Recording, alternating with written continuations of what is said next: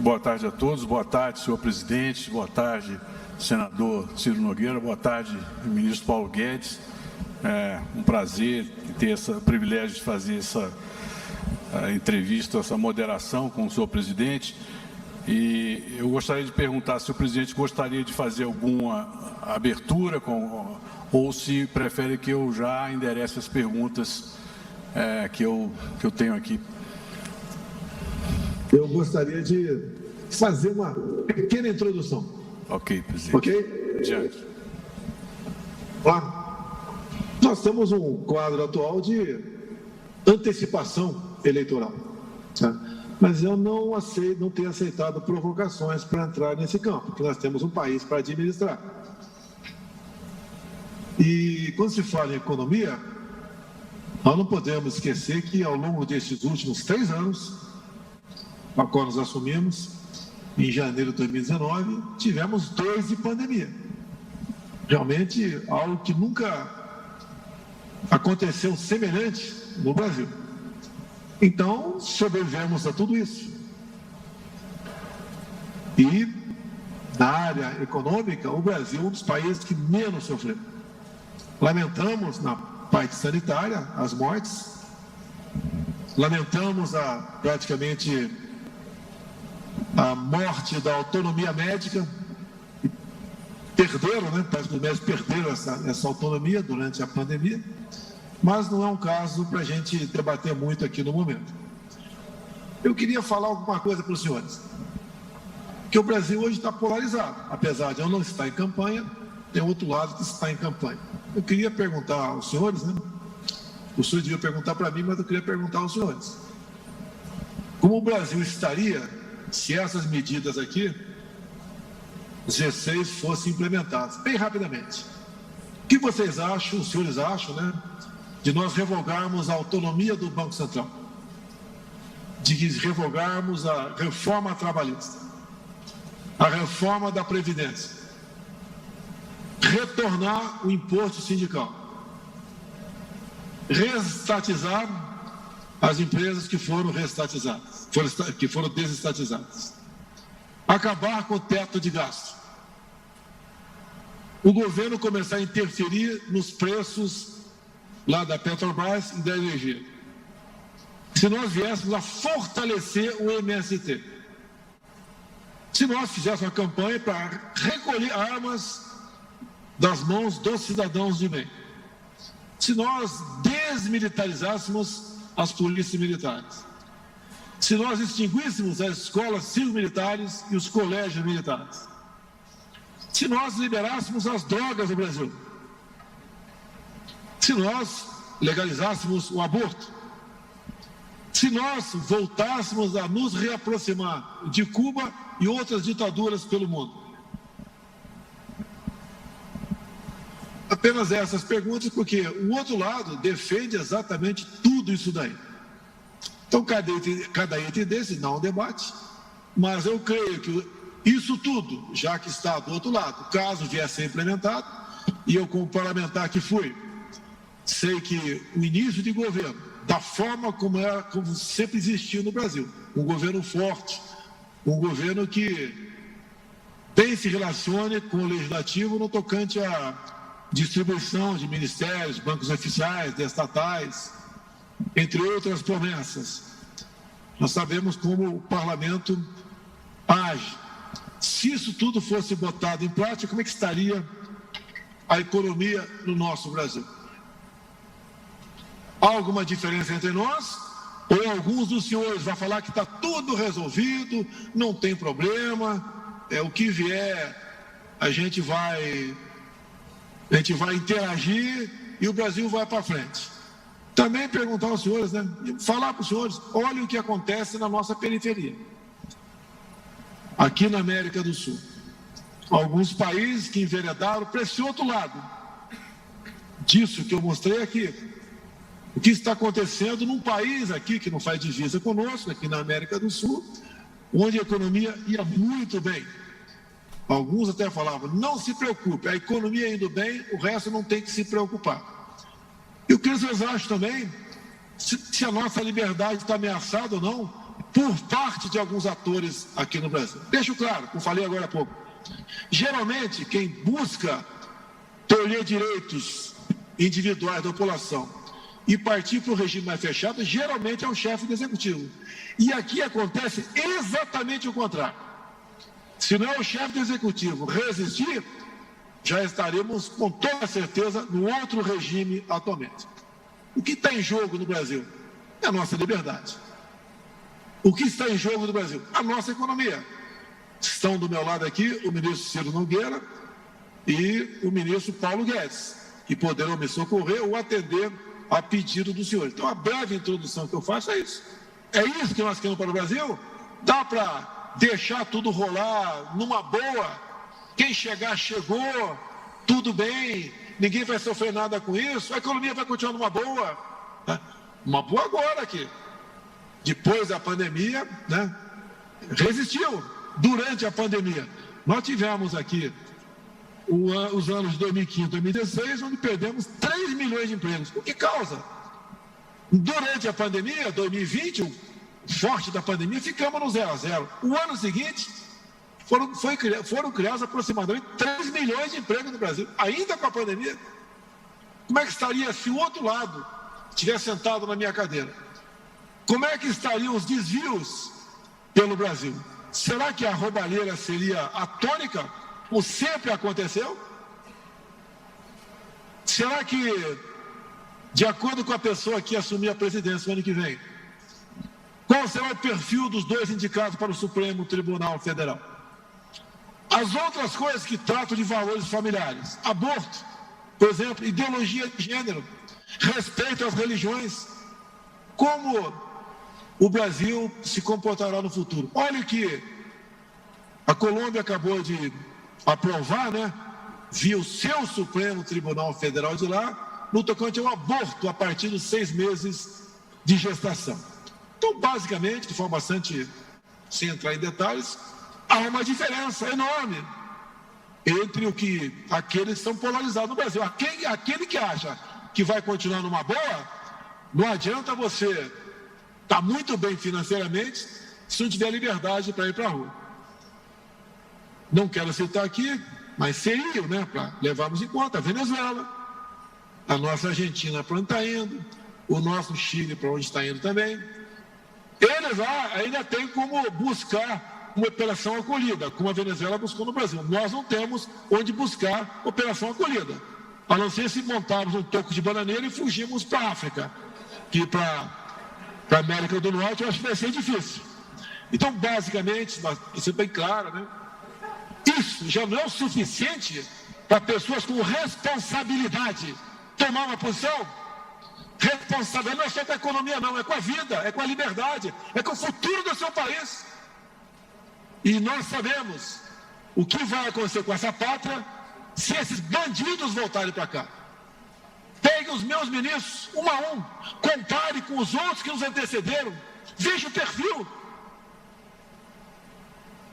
Veja que agora nós conversamos, nós temos uma meta, temos as dificuldades, grande parte proporcionada pela pandemia, mas estamos dando esperança para o nosso povo, muita coisa de concreto também. Olha o preço do dólar no dia de hoje, está subindo o Brent lá fora. Se não ia cair o dólar aqui, olha as consequências dos aumentos de combustíveis. Isso leva à inflação, leva ao descrédito do governo, nos leva a um local que nós não queremos ir. Todos nós temos defeitos, mas fazemos e damos o melhor de nós. Será que o que está faltando a muita gente nesse país, em especial a classe A, que somos todos nós, no tocante ao poder aquisitivo, no tocante também a formação? Dá para brincar com isso? Para onde estávamos indo nos últimos governos? Vamos acertar novamente, ficar ao lado do abismo? É uma ida sem retorno. Todos têm que ter responsabilidade. Não pense em ninguém que eu tenho apego àquela cadeira que está ali. Mas tem um compromisso. Entendo que foi Deus que me colocou ali e só Deus me tira de lá. Mas temos que dar uma forcinha aqui também. Se tem alguém do perfil melhor, tudo bem. Agora, o outro lado que tem, nós já conhecemos. Não apenas ao longo de 8 anos, mas ao longo de 14 anos. Falei agora há pouco, estou repetindo para encerrar aqui com os senhores. Entre malfeitos, desvios, roubos, projetos mirabolantes, a Petrobras se endividou em 900 bilhões de reais. O BNDES, 500 bilhões. 1 trilhão e 400. Isso, senhores autoridades que estão nos ouvindo aqui, especial vocês do Nordeste. 1 trilhão e 400 bilhões. Isso dá para fazer 100 transposições do Rio São Francisco. E tem gente que quer que essas porcarias que levaram estatais a essa situação volte para cá. Não vou falar em 45 bi da Caixa Econômica Federal e das demais estatais. Essa é a realidade. Essa pátria é nossa. Eu estou vendo aqui atrás de mim, aqui na minha imagem, está escrito ordem e progresso. Ordem e progresso. Mas precisamos de paz para ter a liberdade. E devemos lutar por isso. Não vai ser o chefe do executivo que vai jogar fora das 4 linhas. Mas, por favor, não vocês, 2 ou 3 no Brasil, não estique essa corda. Vocês vão ter que vir para dentro das 4 linhas. Afinal de contas, todos nós temos limites. O Ciro tem, o Paulo Guedes tem, eu tenho limites. Alguns poucos, 2 ou 3, acham que não tem limites. Podem ficar brincando o tempo todo de nos controlar, de desrespeitar a nossa Constituição, de ferir a nossa liberdade de expressão, de prender deputado, por mais errado que ele tenha sido, em suas palavras. E manter cidadão brasileiro que pode ter errado suas palavras com tornozeleira eletrônica, em desmonetizar páginas da internet, em querer botar freio na nossa liberdade de discutir eleições pelas mídias sociais. Onde vamos chegar? De termos um sistema eleitoral que você pode não comprovar que não é fraudável, mas você não tem como comprovar também que não pode ser fraudável. A alma da democracia é o voto. Tanto é que para caçar parlamentar na Câmara, não sei se continua assim, apesar do meu tempo do voto eletrônico, se fazia no papel. O que nós queremos? Paz, tranquilidade.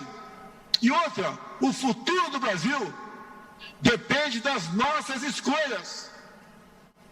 Se eu vier candidato escolher a mim, o perfil está aqui do meu lado. O outro lado vai trazer uma turma que já ficou por meses presa. É voltar ao governo para quê? Para se locubetar. E vão estar cada vez mais conscientes, né? Bem, já que eu estou aqui, porque gostaram do que eu fiz. Vamos continuar fazendo. O que está em jogo é a nossa liberdade, é o futuro do nosso Brasil. Fui à Rússia tratar de alguns assuntos, um dos mais importantes, fertilizantes. A nossa agricultura, que nos orgulha a todos, leva um golpe quase que mortal sem fertilizantes. Fui negociar com o presidente Putin a questão de fertilizantes, entre outros assuntos, como depois tratamos na Hungria também. Somos tratados muito bem fora. Cada vez mais o mundo quer mais interagir conosco. Se eu tivesse errado, os 38 países da OCDE não teriam, de forma unânime, nos convidar para entrar nesse seleto grupo. A grande imprensa, parte da grande imprensa, o grande pai da grande imprensa, só tem notícia ruim. Os números estão aí, os senhores estão sentindo. Temos futuro. Se eu não me engano, Paulo Guedes, janeiro foi o mês que mais entrou dólar aqui no Brasil. Os números estão aí. O Tarcísio, tá? É um excelente ministro nosso, entre outros, tá? Fez ressurgir o modal ferroviário. Devemos ter brevemente mais 20 mil quilômetros de ferrovia no Brasil. Obras fantásticas que ele faz, que nos orgulha. Um jovem capitão do Exército, formado pela AMAN e pelo IME, que nos orgulha. Assim como tantos e tantos outros ministros, como Marinho, que levou água para o Nordeste. No passado, fizeram transposição de dinheiro, nós de água. Esse é um pequeno retrato do Brasil, que parece que alguns ficam de brincadeira. Ah, mas não tem problema, não sei o que lá. Alguém quer que eu me aproxime com Cuba hoje? Que eu faça outro Porto Mariel lá fora? Que pegue como garantia charuto? Ou empreste para a Venezuela para dar calote na gente? E continuam pagando com o dinheiro do FAT, entre tantos e tantos outros bilhões de dólares jogados o mundo afora? Daria uma palestra enorme, não remunerada, para eu falar sobre isso para vocês. O que falta para alguns é responsabilidade. Não sei de tudo que pode ser feito no Brasil. Se soubesse, dispensaria todos os meus ministros. Estaria sozinho aqui. E ninguém faz nada sozinho. Temos excelentes auxiliares ao nosso lado. Não é só ministros, não são secretários, servidores, pessoas da iniciativa privada, entre outros que nos aconselham, como alguns dos senhores me aconselham. E nós temos essa responsabilidade. Nós queremos, não, nós exigimos e tudo faremos por um Brasil livre. Por um Brasil livre de corrupção. Dá para imaginar 3 anos sem corrupção? Não é por acaso. Se acontecer, a gente vai atrás. Mas estamos há 3 anos. Isso não representa nada para a classe pensante no Brasil? Ou acha que podemos flertar com o comunismo, com o socialismo?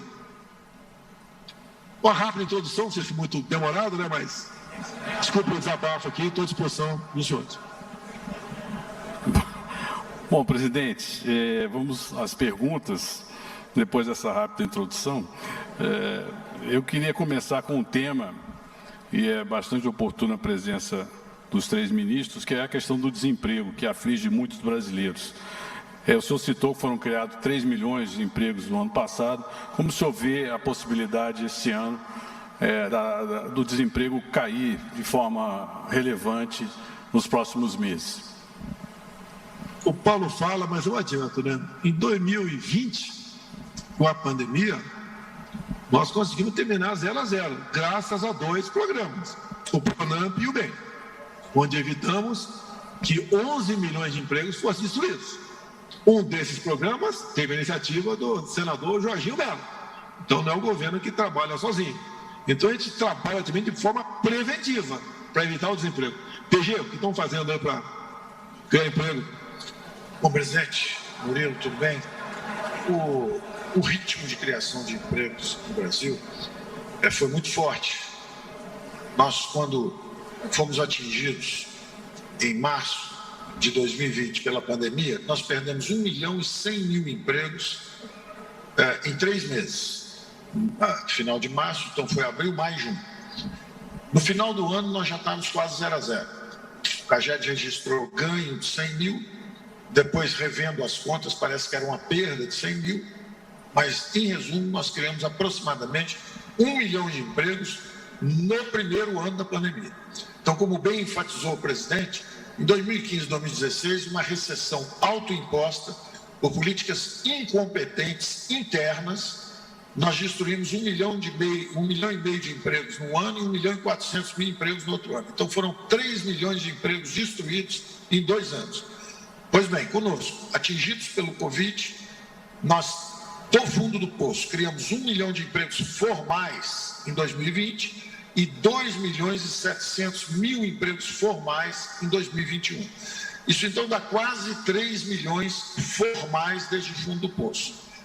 Mais 6 ou 7 milhões de empregos informais. Então, o Brasil criou, desde o fundo do poço em 21, em março de 20, ou seja, em 1 ano e 6, 7 meses, nós criamos 11 milhões de empregos formais e informais. Daqui até o fim do ano, o que nós esperamos? Nós enviamos, aprovado na Câmara de Deputados, um programa que criaria 2 milhões de novos empregos. É o que nós chamamos de PIC e PIP, o bônus de inclusão produtiva e o bônus de qualificação profissional. Você pega o salário mínimo, e é algo que o presidente falou durante a campanha também, ele disse o tempo inteiro o seguinte: há regimes que prometem muitos direitos e geram poucos empregos, como é normalmente o sistema obsoleto trabalhista que o Brasil tem. É um regime que, para criar 40 milhões de empregos, colocou 38 milhões de empregos fora do mercado de trabalho. Ou seja, para empregar um brasileiro, você joga o outro ao mar, porque o salário é pouco para quem recebe, mas é o dobro para quem paga. É a cunha fiscal, são os encargos trabalhistas, que é outro objetivo que nós temos, remover e acabar com isso. Tentamos, não conseguimos ainda, vamos insistir. Mas o importante é o seguinte, mandamos esse programa, que podia criar 2 milhões de empregos, com aprovação e apoio do presidente da Câmara, Arthur Lira, e esse programa caiu no Senado, porque o Senado estava envolvido justamente numa outra batalha, numa agenda que não era a agenda de empregos e de crescimento.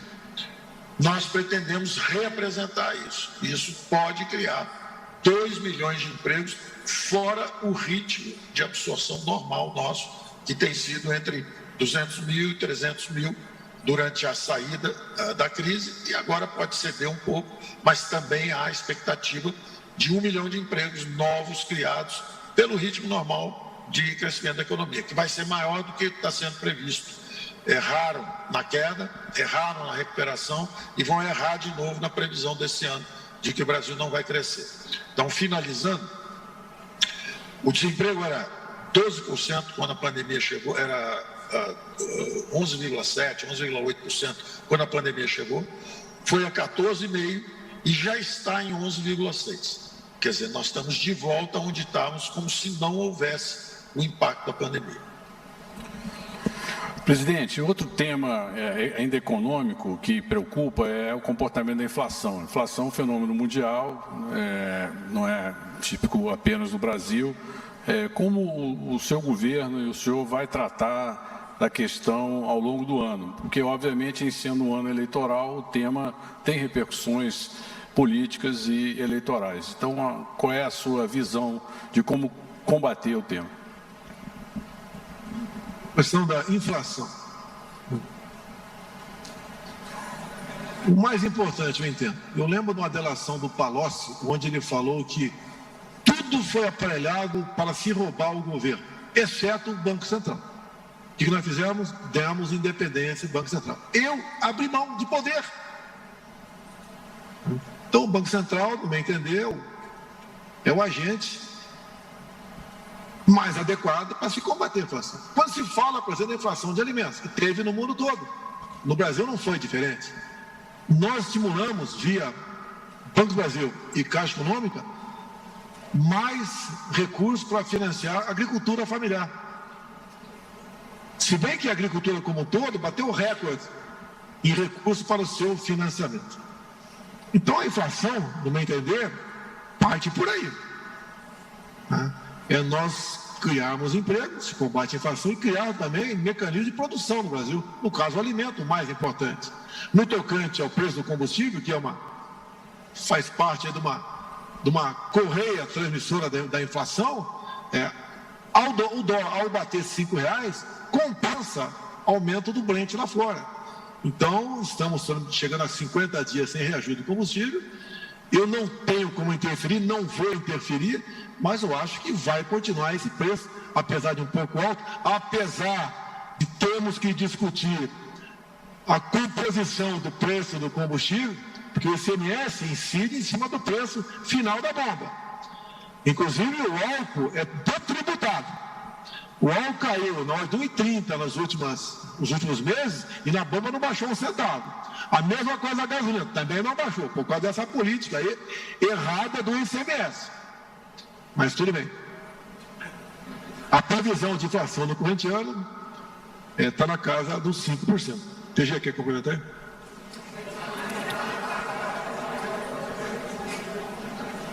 Atacou a questão fundamental. Primeiro, o diagnóstico, você, Murilo e todos nós sabemos, é que a inflação é um fenômeno mundial.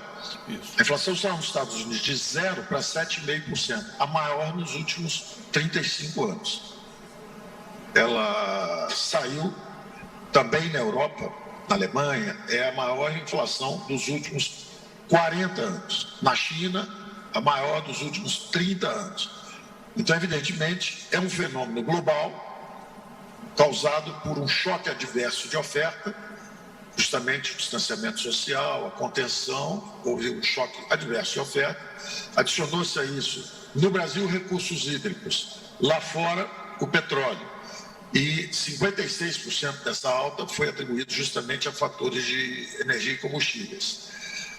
Apesar disso, o primeiro passo que o presidente tomou, e eu tenho muito orgulho disso, porque isso foi uma conversa que nós tivemos antes da eleição do presidente. E o presidente se comprometeu e cumpriu com a independência do Banco Central. Há 40 anos existe esse objetivo. Os senhores sabem que na reeleição de Fernando Henrique Cardoso, o governo queimou 60 bilhões de dólares em 3 meses e depois mudou o regime cambial. Quer dizer, claramente trocou o presidente do Banco Central e trocou o regime cambial numa admissão clara de que manipulou o câmbio para ser reeleito. Novamente, na passagem do governo Lula para o governo Dilma, houve também muita reclamação do mercado financeiro, que o Banco Central tinha ficado atrás da curva para garantir a transição da Dilma, do Lula para Dilma, e depois para a Dilma ganhar a reeleição. Houve muitas críticas ao então presidente do Banco Central, Tom Bini, que teria trabalhado para a reeleição também, e o presidente corajosamente lançou a independência do Banco Central no momento exato em que o aumento de materiais de construção e o aumento de produtos alimentícios e o aumento de combustíveis começava. E nós sabemos que a garantia do Banco Central independente é justamente a garantia de um controle inflacionário, é justamente um Banco Central independente, que é um ato corajoso, politicamente transparente, a despolitização da moeda no ano de eleição. Nenhum presidente teve coragem de fazer isso. Nenhum presidente teve a coragem de fazer isso. Então eu esperava que pelo menos houvesse esse reconhecimento pelo destemor político, pela transparência, pelo compromisso com os valores de ter um país com moeda forte. O presidente tomou essa atitude. Então, logo no início de 2021, o Congresso apoiou essa proposta do presidente, tanto o presidente da Câmara quanto o presidente do Senado, e foi um avanço institucional irreversível. Tanto que o outro candidato começou a falar besteira, dizendo que ia rever isso, que ia tirar isso, etc. E na mesma hora teve que se desdizer, porque o estelionato eleitoral, através da politização da moeda, foi varrido do cenário institucional brasileiro. Tocar num assunto que é extremamente importante, ou seja, é vital para o Brasil. O Supremo Tribunal Federal está discutindo um possível novo marco temporal para se demarcar terras indígenas. O placar está 1-1. O ministro pediu visto. Se for aceito um novo marco temporal, nós que já temos no Brasil uma área demarcada como terra indígena, equivalente à região sudeste, Minas, São Paulo, Rio e Espírito Santo, teremos mais uma área equivalente à região sul, Rio Grande do Sul, Santa Catarina e Paraná. E pela localização geográfica dessas novas áreas, teremos mais uma área, tamanho do estado de São Paulo, inviabilizada para o agronegócio. Será um fim do Brasil. Vejam o perfil dos ministros do Supremo, que são favoráveis e são contrários a isso. Se isso for aprovado, é o fim do Brasil. Essa preocupação passa, obviamente, por vocês que vão eleger o presidente esse ano. Então, de acordo com o perfil do presidente que assumiu o ano que vem, ele bota mais 2 dentro do Supremo e vocês sabem para que lado vai pender essa balança. Então, tem muita coisa em jogo no corrente ano. Mais que a nossa vida, a nossa liberdade e a nossa independência. Presidente, o convite para a adesão à OCDE, obviamente, é um trunfo para o Brasil. Agora, implica no aprofundamento do ciclo de reformas que se iniciou no governo Temer, prosseguiu no seu governo. Como o senhor vê o andamento dessas reformas, inclusive a reforma administrativa, a reforma trabalhista e algumas outras reformas infraconstitucionais ainda no seu governo e no futuro? Está à minha direita aqui um senador da República, foi deputado federal comigo do meu partido lá atrás. Nós sabemos que em anos eleitorais, algumas propostas têm dificuldade de ir para frente. Nós apoiamos a reforma administrativa, até porque ela atinge os futuros servidores, não os atuais. Então, privatizações, por exemplo. Temos os Correios, está na iminência de sair, está lá no Senado. Tem também a Eletrobras. São reformas que nos interessam. Mas o parlamento é muito sensível nesse momento. Eu lembro em 2002, o presidente era o FHC. O ministro do Trabalho era Francisco Dornelles. Eu votei favorável a uma reforma trabalhista semelhante à do Temer. Quase perdi meu mandato, porque fomos massacrados, em especial na internet. Não era muito forte naquele momento, mas a internet teve seu peso, como nós estivéssemos trabalhando para revogar, deixar de existir, suprimir, com hora extra, com licença gestante, com férias, com fundo de garantia, etc. Então, essas reformas nossas, como se fala administrativo, que não atingem os atuais servidores, o parlamento fica sensível à campanha que vão fazer contra eles, caso o parlamentar vote essa proposta. Pode ser aprovado no corrente ano? Pode, mas é um complicador a mais. É um ano para a gente aprovar o que pode ser aprovado, porque o parlamentar busca a reeleição dele. Eu fui parlamentar por 28 anos, então sei como funciona e sei como votei também no passado. Então, dá para prosseguirmos muita coisa, dá. Mas o momento agora é de aprovar o que é possível ser aprovado para a gente prosseguir com a nossa busca sempre da liberdade econômica, de iniciativa, etc. Fazemos o Brasil melhor lá na frente. PG.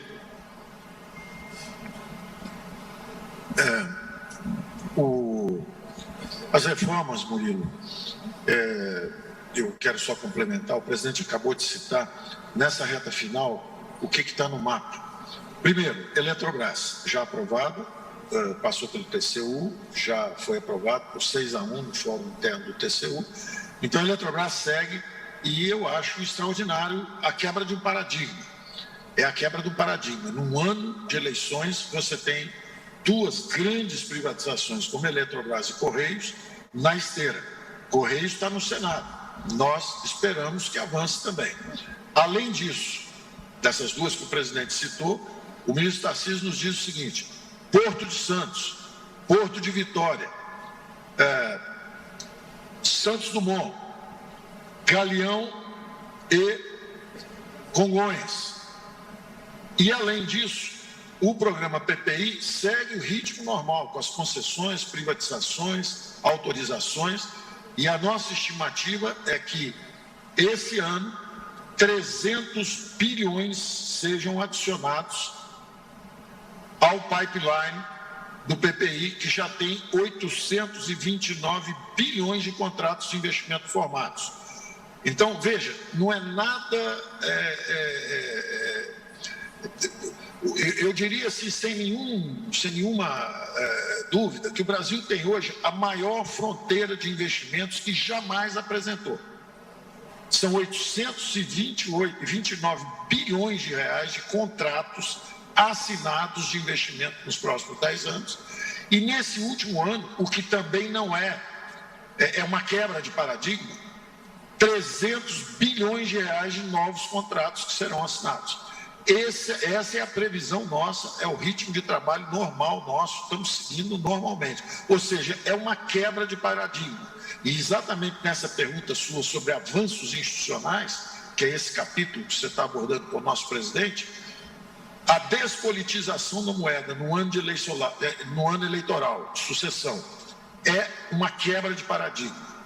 Revela o destemor, o patriotismo e o compromisso do presidente com o Brasil.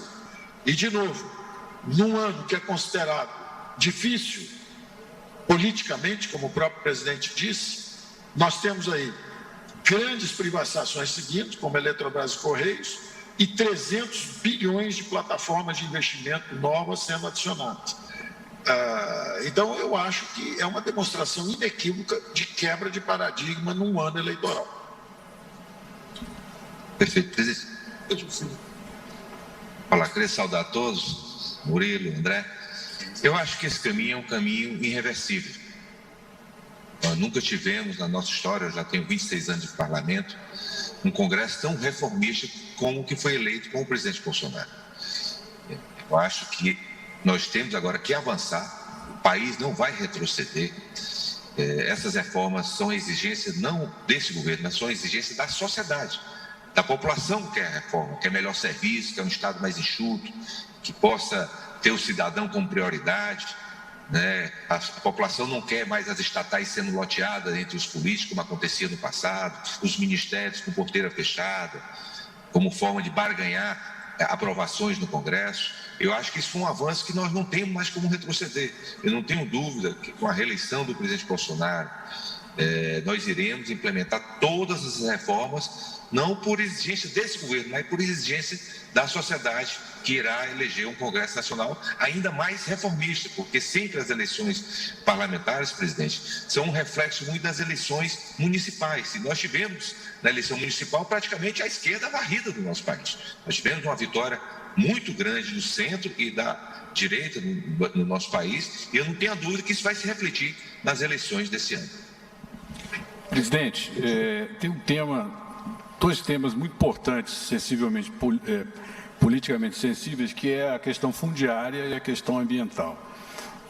A questão ambiental, o senhor vê o Brasil sendo injustiçado no tratamento que recebe? Eu complemento, porque o Brasil tem uma das legislações ambientais mais rigorosas do mundo. Há, sem dúvida, um problema de implementação, até porque é compartilhada a implementação da legislação com municípios, estados e a federação. Mas como o senhor vê a questão ambiental, após todo o debate sobre o tema no seu governo e agora no final do seu governo? Estive na Hungria e falei com o presidente da Hungria no primeiro momento, depois foi o primeiro-ministro. E o presidente, realmente, eu deixei ele falar, mas ele foi, de certa forma, um pouco agressivo na questão ambiental do Brasil. Daí eu te retruca, né? Retruco. Eles nem sabem o que é. Tem mata ciliar por aqui? Como estão as florestas? A gente cita como é que está o Brasil. Mais de 60% está preservado no Brasil. Nós temos a fonte de energia elétrica de quase 70% também, limpa. O Brasil é exemplo para o mundo. O Brasil devia ser seguido. As suas políticas deviam ser seguidas. Agora, o que chega lá fora é da mídia. Eu até não quero citar aqui, mas citei, a tua fonte deve ser tal rede de televisão. Só pode ser essa. Quando se fala também em combustíveis fósseis, é a mesma coisa. O Brasil é um exemplo. Agora, por que atacar o Brasil? Primeiro, que nós temos a grande parte da mídia que não fala a verdade. Até pela formação de jornalistas, é terrível. Terrível. E, por outro lado, a verdade não se faz presente. A nossa legislação ambiental, como você bem diz, aí é uma das mais rígidas do mundo. Ninguém tem isso. Nós, inclusive, estamos reflorestando as cabeceiras do São Francisco. Não podemos falar apenas em transposição sem preservarmos as nascentes. Estamos fazendo isso. O mundo lá fora não faz isso. E a questão ambiental é uma arma. Porque os nossos commodities, os produtos do campo, concorrem com alguns países. E, obviamente, a gente é atingido por causa disso. A própria região amazônica nossa, com o passar do tempo, ela foi ampliada, foi majorada, para atender interesses fiscais de governadores. E o que a região que pega fogo é quase sempre a mesma. Não quer dizer que não haja desmatamento. Sim, existe. Há incêndio, fogo, incêndio. Sim, existe, mas não da forma como é propalado por aí. Não conseguimos, nos períodos anos de governo, porque o presidente da Câmara naquela época tinha um compromisso com a esquerda, né, e não conseguimos avançar na regulação fundiária. Temos projeto nesse sentido, que deve ser aprovado, com toda certeza. Por outro lado, estamos fazendo muito na titularização pelo Brasil. São pessoas que eram ferrenhamente defensores do PP, que agora voltaram. Por nosso lado, são conservadores, são de direita, porque foram valorizados por nós. Nós reconhecemos o valor dessas pessoas, nós damos para ele um título de propriedade. E dizer você agora você não está mais escravo do MST.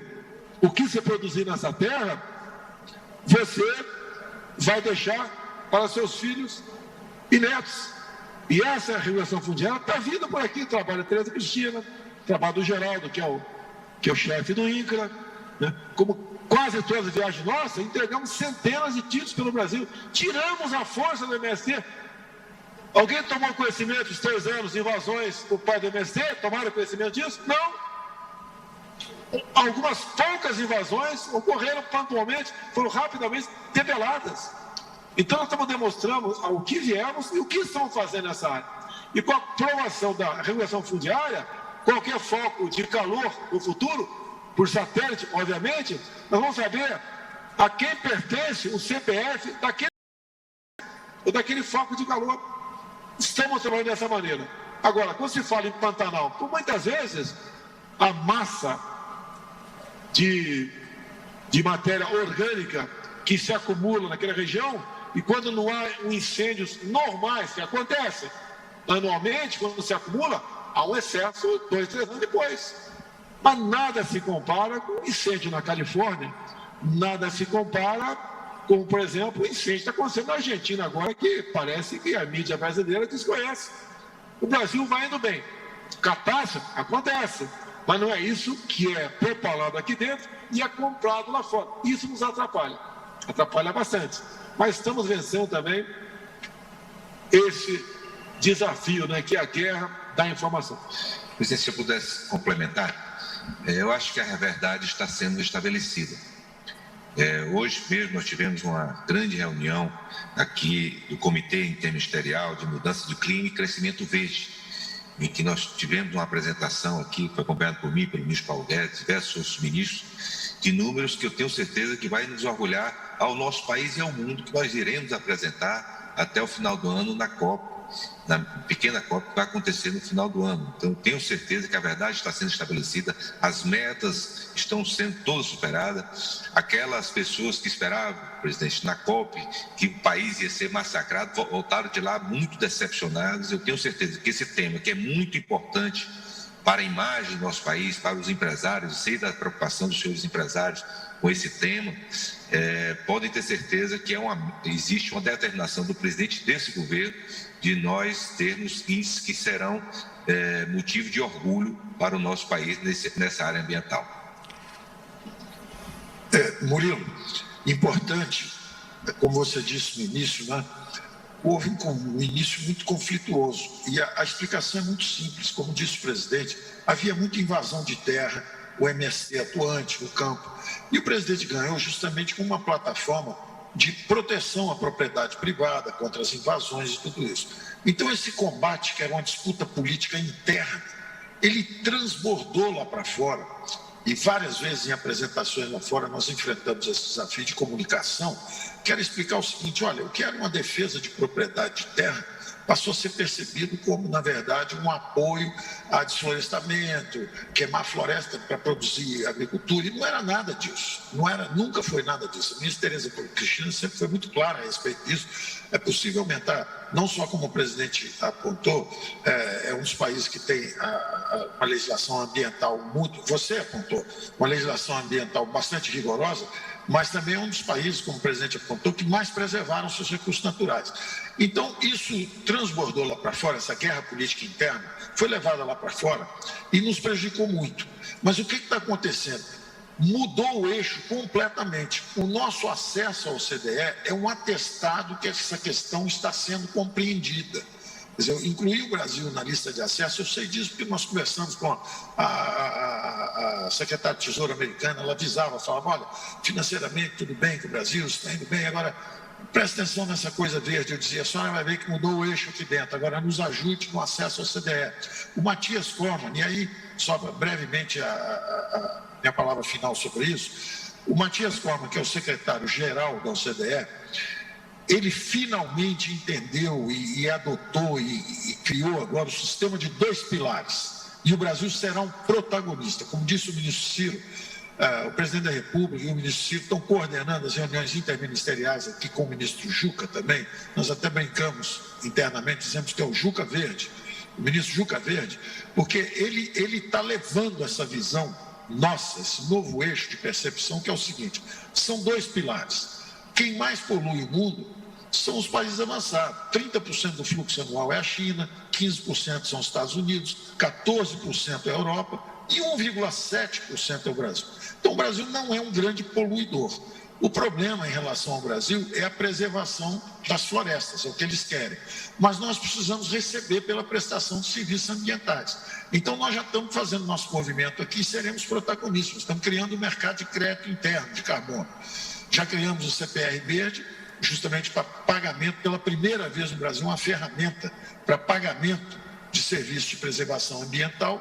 E o secretário-geral da OCDE concluiu, de acordo conosco, o seguinte: daqui para frente o sistema tem dois pilares. O primeiro pilar, vamos tributar os poluentes, os poluidores. Só que o Brasil é um pequeno poluidor. Ele não polui tanto quanto China, Estados Unidos e Europa, como os avançados. Agora, por outro lado, vamos também pagar os serviços ambientais de quem preserva. E nesse espaço estão Brasil, particularmente Brasil, Índia e Indonésia. E nós três já temos um acordo entre nós, os três países emergentes, que é o seguinte: em vez de termos cada um mandato de um ano, o G20 é presidido agora pela Indonésia, o ano que vem pela Índia e no ano seguinte, em 24, pelo Brasil. Em vez de termos 3 mandatos breves, vamos ter um mandato de 3 anos com rodízio, com revezamento no comando. E estamos acertando entre nós exatamente isso, que nós vamos prestigiar muito essa questão verde, vamos assumir o protagonismo no mundo, porque o Brasil é a maior potência verde do mundo. Então, o Brasil é a maior potência verde, a 4ª maior potência digital. Então, justamente nesses temas que são o futuro, verde e o digital, o Brasil vai assumir o protagonismo. Tarcísio, se for possível, o Murilo, se for possível, dá a palavra para o Tarcísio aí, que ele está... Eu ia contribuir. Não, vamos sim, eu ia perguntar aqui sobre concessões. Presidente, aqui o Tarcísio deu um show aqui já.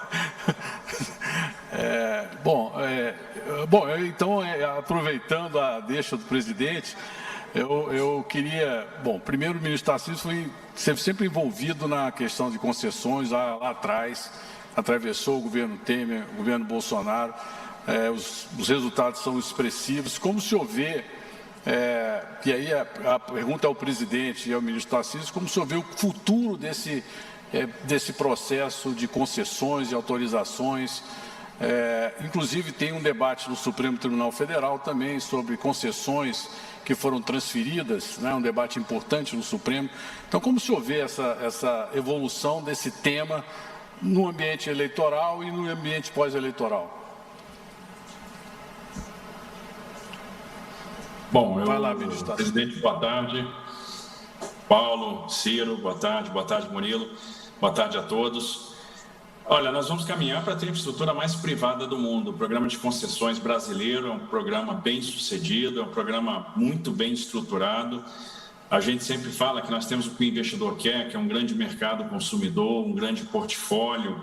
Nós temos excelentes ativos, uma modelagem muito sofisticada e a gente está procurando responder os anseios dos investidores em termos de resultado, né, em termos de retorno. Então, eu diria que o nosso programa está sendo bastante consistente e vai nos levar a ter a infraestrutura mais privada do mundo, porque a gente vai ter agora ferrovias autorizadas, a tendência é que a gente tenha a migração das ferrovias concedidas para o regime de autorização no futuro, pelos mecanismos que foram criados na lei de autorizações.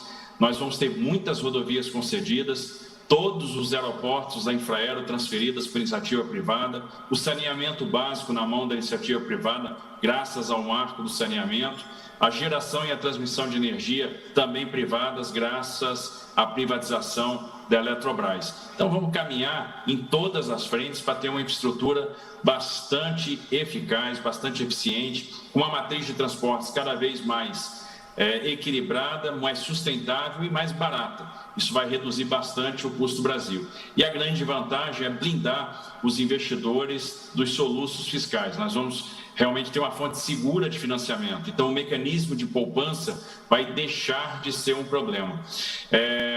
todo o esforço está sendo feito para proporcionar segurança jurídica para o investidor. Inclusive, essa questão que estava sendo discutida no Supremo, né, que é uma discussão acerca do artigo 27 da Lei 8987, da Lei de Concessões, cuja a constitucionalidade foi questionada, acho que está evoluindo muito bem. É o que tem permitido, por exemplo, a transferência de controle de vários ativos. A gente tem feito isso com alguma frequência, é o que viabilizou, por exemplo, a linha 6 do metrô e a operação de financiamento da linha 6 do metrô de São Paulo. Então, era importante a consolidação desse entendimento, por ser algo até muito presente nos nossos contratos, no nosso dia a dia, e há uma tendência favorável no STF com relação a este tema. Então, houve um primeiro voto, houve uma interpelação, um pedido de vista, uma mudança, um segundo voto que foi já favorável à constitucionalidade do artigo 27, há uma mudança então de tendência. A gente deve consolidar a segurança jurídica, a possibilidade de fazer essas transferências de controle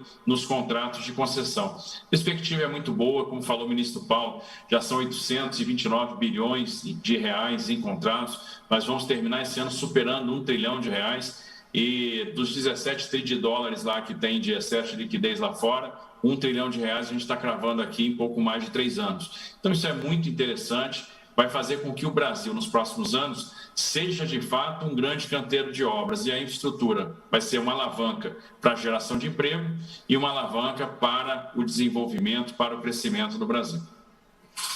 Bem, presidente, eu queria fazer uma pergunta de natureza política. Eu só tenho o auxílio luxuoso do senador Ciro.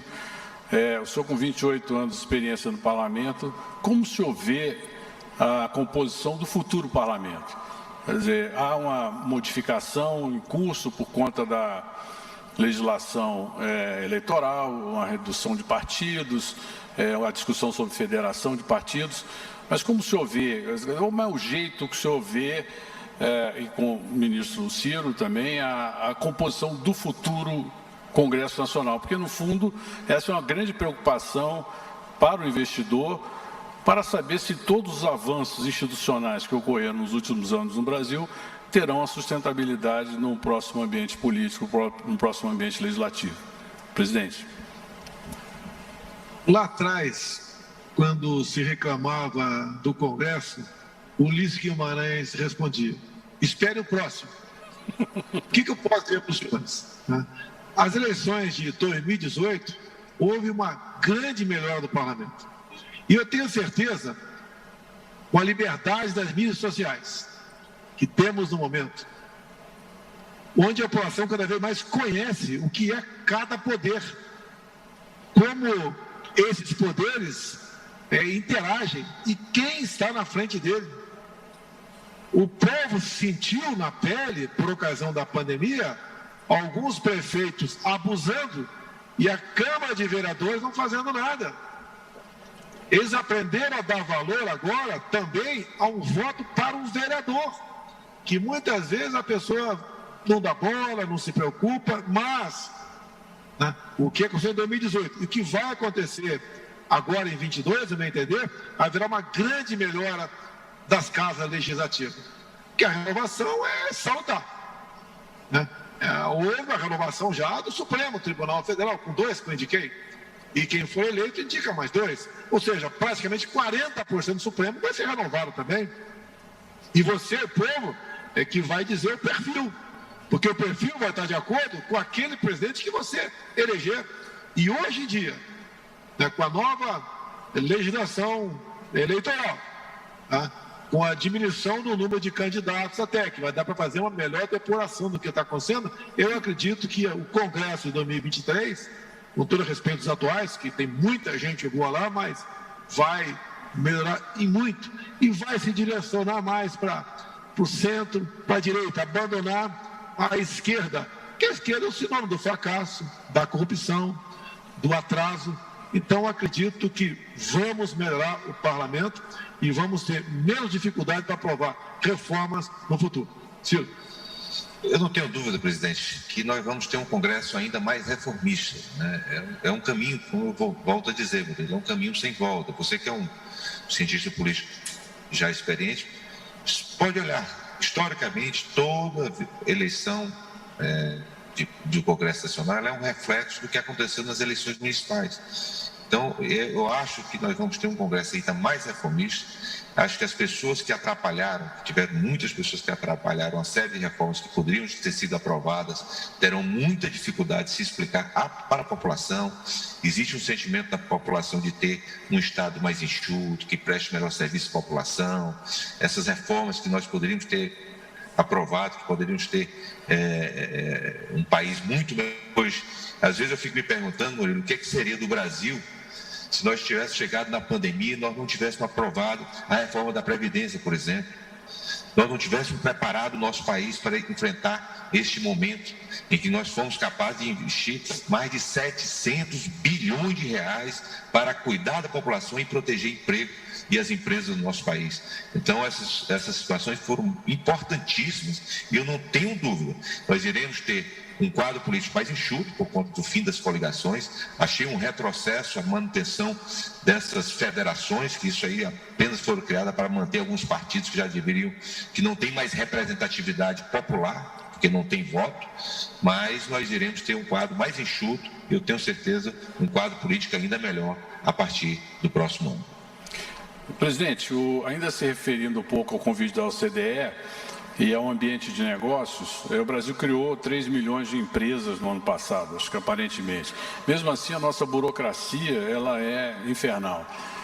Como o governo trata do tema agora na reta final? O tema continua prioridade para o senhor, para a equipe econômica, desburocratizar, digitalizar o governo, simplificar a vida do cidadão, simplificar a vida do empresário, do empreendedor, do pequeno empreendedor.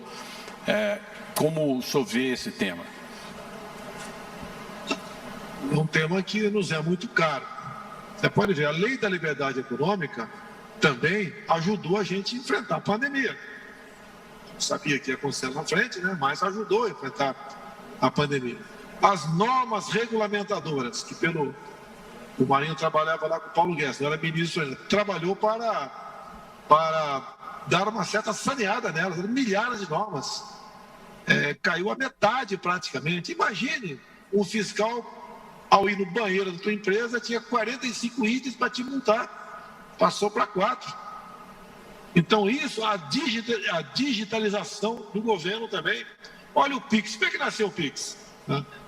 Depois do auxílio emergencial, de 2020 e 2021, né? Onde só em 20 gastamos o equivalente a 15 anos de Bolsa Família, nós cuidamos do povo. Nós temos a sensibilidade para atender os mais humildes. Tivemos, então, num primeiro momento, aproximadamente 40 milhões de pessoas que nunca tinham entrado no banco e passaram a ter uma conta bancária, onde, então, veio a ideia do PIX, que ajudou em muito os mais humildes a fazer negócio, sem tarifa, sem taxas. Algo fantástico, não deixou de ser uma desburocratização. A pessoa com o cartãozinho do PIX na mão passou a ser um microempresário. Então, isso tudo, entre outras coisas que o Paulo Guedes pode complementar aqui, talvez o Ciro também, é a marca do governo, a marca da nossa responsabilidade, compromisso em tirar o Estado do cangote do povo. Quanto menos Estado, melhor. Olha que está publicado no Diário Oficial da União de hoje. É um ato vinculante, uma norma vinculante, que é o termo, né? Parecer vinculante da Advocacia Geral da União, que depois de assinar vira lei, os empresários não precisam mais pagar, por exemplo, contribuição previdenciária em cima do ticket alimentação. Parece que é pouca coisa, não, é mais uma medida para desburocratizar e ajudar na diminuição de impostos no Brasil. Então, é uma afinidade de coisas que vão fazendo constantemente, onde o nosso pessoal tem iniciativa de buscar alternativas. Né? Muitas vezes eu sou surpreendido por parte de assessor, por parte de ministro, de boas medidas a caminho. Então, tirar o Estado de cima do povo, isso é fundamental. E desde o primeiro momento trabalhamos em cima disso.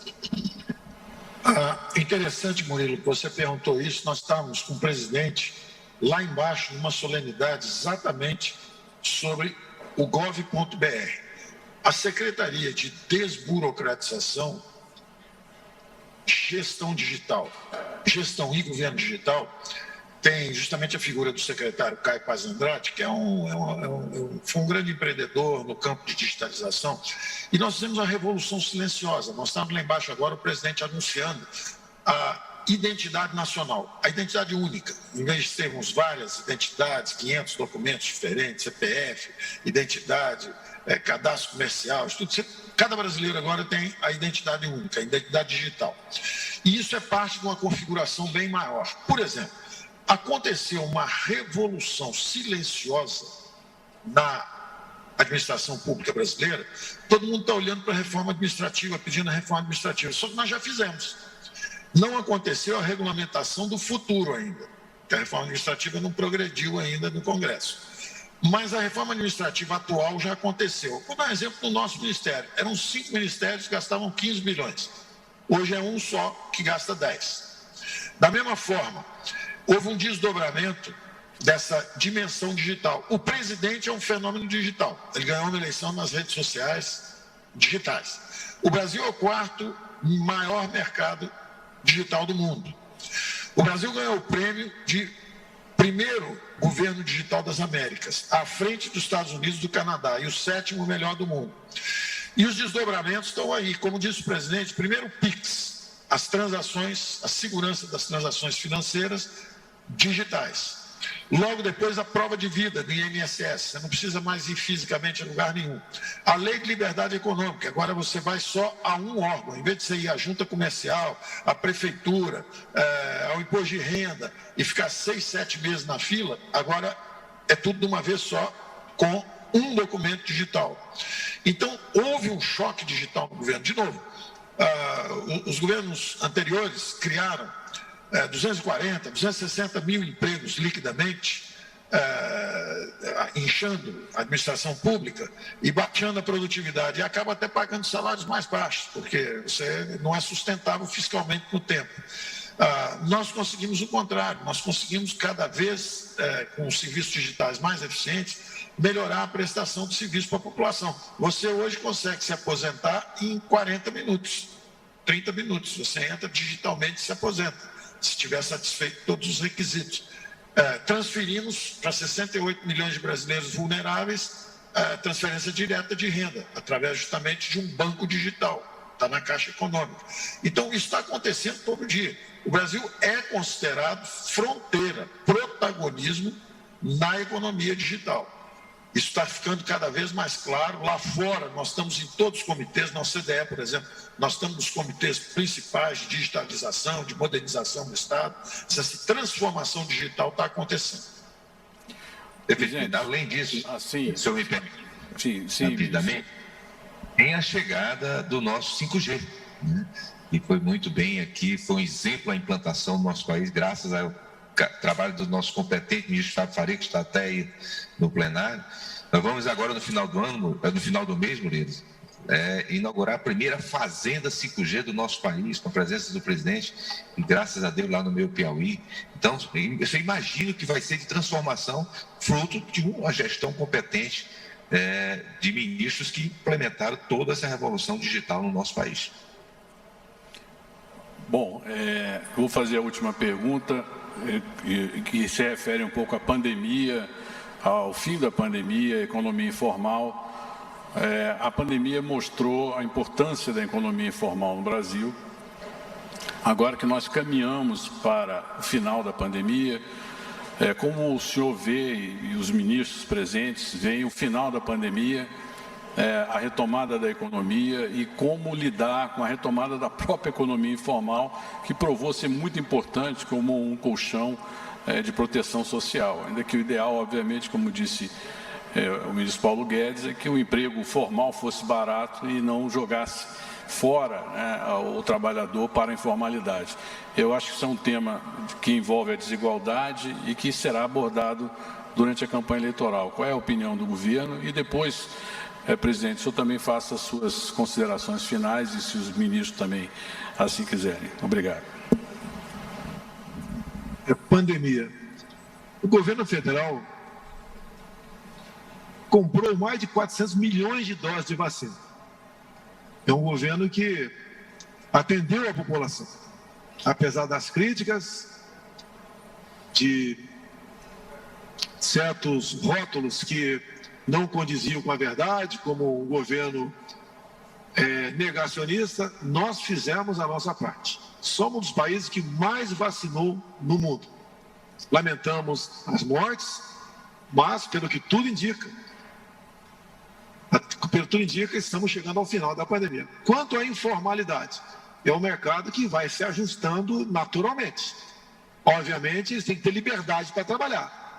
Temos estudos agora, de fora do Brasil inclusive, que as medidas restritivas de lockdown, toque de recolher, aquela famosa fica em casa, economia te vê depois, não ajudou a diminuir o número de óbitos, né? E foi um golpe quase que mortal na economia. Se não é o auxílio emergencial lá atrás, entre outras medidas, como o BEM, o Pronamp, e nós aqui trabalhamos tudo para manter empregos no Brasil, nós não queremos imaginar o que poderia ter acontecido com a nossa pátria. Vencemos isso aí. A informalidade, em grande parte, já está voltando naturalmente. Repito, o que eles precisam é liberdade, que os governadores, né, ajam com prudência a partir de agora. Pelo que tudo indica, não devemos ter medidas mais restritivas no Brasil. Eu lamento a imposição do passaporte vacinal por parte de algumas autoridades executivas pelo Brasil. Alguns governadores, alguns prefeitos, que desprezam a liberdade. E nós sabemos que o vírus está aí, sabemos que tem o potencial para tirar vidas, mas é uma realidade que estamos vencendo e sabemos perfeitamente, acho, né, o que fazer a partir de agora. O que faltou durante a pandemia, no meu entender, é a legitimidade para alguém atuar na sua vanguarda, coisa que foi retirada de mim. Quanto a uma mensagem final ao povo brasileiro, tenho certeza, ninguém tem uma pátria como nós temos. Cada vez mais estamos assistindo aí a volta das cores verde e amarela por todo o Brasil. Cada vez mais estamos confiando no futuro da nossa pátria. E quem vai fazer esse futuro é cada um de nós com o seu trabalho. Não tem nada fácil. Temos, como disse, né, coisa que ninguém tem no mundo todo. Apesar da Rússia ter o dobro do nosso espaço territorial, nós temos mais terras agricultáveis. Nós temos aqui belezas naturais, temos biodiversidade, temos tudo que se possa imaginar como riquezas minerais. Só depende de nós. O Brasil está rumando para o progresso. O Brasil está rumando para a prosperidade. Acreditem na sua pátria. Acreditem, como eu acredito, né, em muita coisa nesse país. E por parte do governo federal, o respeito à família, o respeito às religiões, o respeito à liberdade de opinião e o trabalho de cada um é que nos colocará, sim, numa situação de vanguarda perante os demais países do mundo. Muito obrigado, senhor presidente.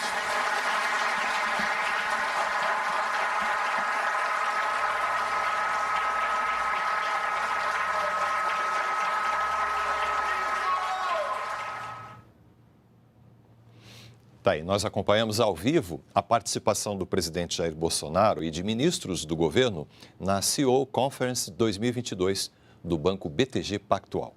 Continue agora com a programação da TV Brasil.